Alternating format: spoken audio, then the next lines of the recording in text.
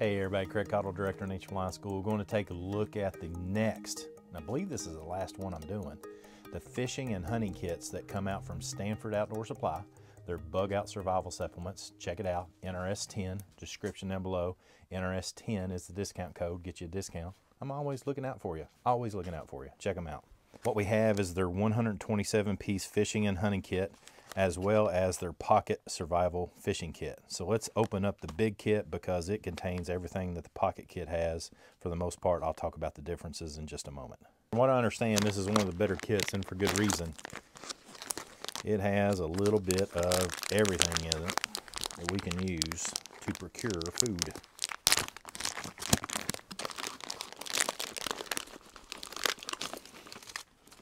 Man, got a lot of stuff. All right, I'm gonna do like I did before. I'm gonna point out everything that's in the kit, and then I'm gonna pull out a few pieces and show them some things that, well, I know one of them you probably haven't seen, and it works really well. So let's take a look. You've got a fairly nice multi-tool that folds up very small. You've got some steel shot for a slingshot, and that's what the slingshot band is for. You've got some eyelets. You've got some heads for these bodies for being able to catch fish on because they're hooks and all that good stuff. You've got some weights, some lead sinkers. You've got some swivel heads. You've got some salmon eggs. You've got some floaters, zip ties. You have a yo-yo reel. You have 100 feet of 8-pound test line. You have bank line that's 50-pound test. And then you've got some more line here, and I can't remember exactly what this is. And you've got your line to put all your catch in. I don't know what most people call this. I call it a gill rope, but you stick this through the gill of your fish, and then it captures your fish while you can carry them and actually leave them in the water so that they stay fresh, which is a nice little addition here. All right, we're going to talk about a couple pieces that I really like. Number one, the yo-yo reel. Yo-yo reels are really simple to use. You can use the holes that are provided to tie this to a tree, tie it to anything that's stable outside of the water, or actually on the land to use as a trap for either mammals or fish. But basically the way these work is that you pull this out, and this is the trigger set. So once this is hung, you put this where you want to bait the animal with hooks that are provided, and then the animal comes by, takes the bait. When it pulls this, it then has an automatic spring that pulls that into and catches the animal, so you can utilize to catch fish and mammals actually. And maybe I should have said this first, but I'll go ahead and say it now for sure. You need to check the regulations wherever you live on trapping, because you don't want to be in the process of breaking the law when you are practicing, because all of this material that we've been talking about requires you to practice ahead of time so you have a usable skill set. So make sure you check out the laws and regulations, follow those so that you can do what's best for the game, because if we're not taking care of the game, we're not taking care of ourselves. That way we can do what's right, and we can get a lot of practice in, and we start having better food on our tables at home, and then we're ready for survival. Now what I want to do is I want to show you how to utilize this wire to set up. This is the thing you've probably not seen unless you've been in the military, and it's a fantastic trap. So what I'm going to utilize is the wire and the multi-tool. We'll take this out in the woods and I'll show you how to set something up.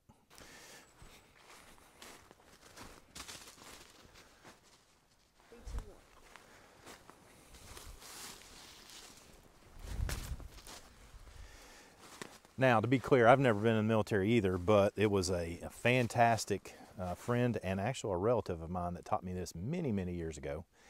It's what was called a ranger pole back in the day when they were doing a lot of survival training in ranger school. And I've used it ever since, and it works for survival really well. All you need to do is you need to find some sort of pole about like this right here. And then you need to find a tree, and this is critical to have some woods knowledge. You need to find a tree that you know that squirrels like to get into or climb up and down, get food, have a nest in, or something of that nature. So a perfect example of this is this white oak. It's right here because squirrels dig white oaks. Now let's take a look at our tool and our wire up close, and I'll show you how to do this.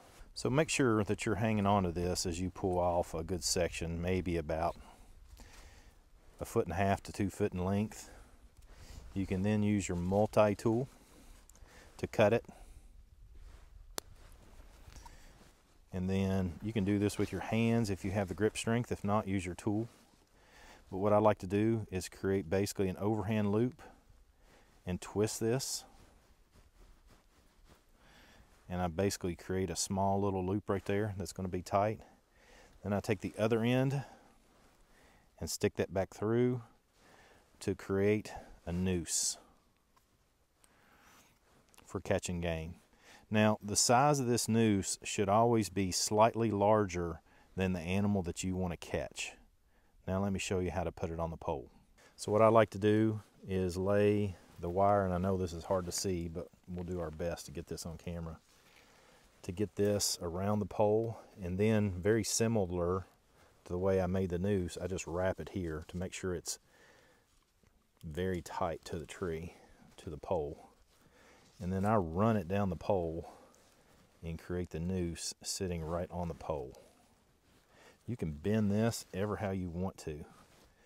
So what we've created here is basically a squirrel superhighway, because squirrels are very inquisitive. So a squirrel's going to come down this tree, it'll get on the pole because this is new, it's going to check it out. It then runs down into this noose, and when it comes into the noose, it grabs the animal, and then it's going to be left hanging here, okay, which is what we want. Now, I've shown you how to put one on a pole about this length. I'd probably put 4 or 5 along this pole, and I would actually attach this to the tree more securely. Use some of your cordage, use some of your wire, whatever it is you have. You got plenty of bank line in there to make this work. This is a fantastic survival trap. And then you can also use these to make a twitch up snare, spring pole, or any number of traps. But since this one is less common, or less commonly seen, it's very successful though. I like showing it. Yeah, some pretty cool stuff, right?